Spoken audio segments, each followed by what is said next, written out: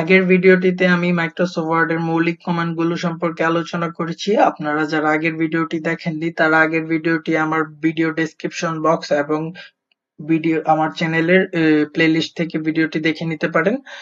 আজকে আমি আলোচনা করব ফরম্যাটিং কমান্ডগুলো নিয়ে। ফরম্যাটিং কমান্ড হচ্ছে সেগুলো যেগুলো ফরম্যাট করার জন্য ব্যবহার করা হয়ে থাকে বা শর্টকাটস গুলো।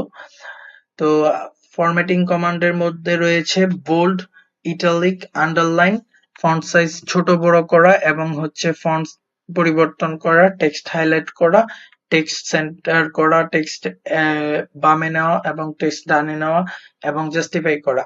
এগুলো শর্টকাটসে কিভাবে করা যায় সেটাই আজকে আমি আলোচনা করব। শর্টকাট করার জন্য প্রথমে কন্ট্রোল বি প্রেস করলে ফন্টটি বোল্ড হবে এবং কন্ট্রোল আই প্রেস করলে ইটালিক হয়ে যাবে।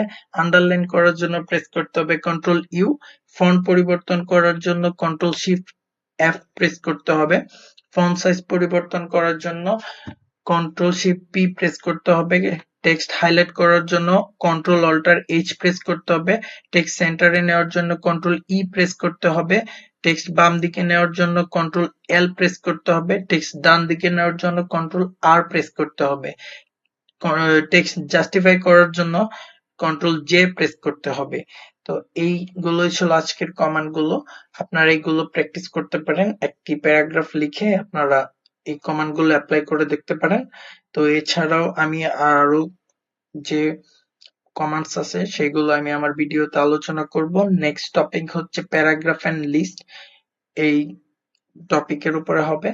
আপনারা পরের ভিডিওটি দেখার জন্য আমার চ্যানেলটি অবশ্যই সাবস্ক্রাইব করে দেবেন এবং ভিডিওটি ভালো লাগলে আপনাদের বন্ধুদের সাথে শেয়ার করে দিবেন। ধন্যবাদ সবাইকে।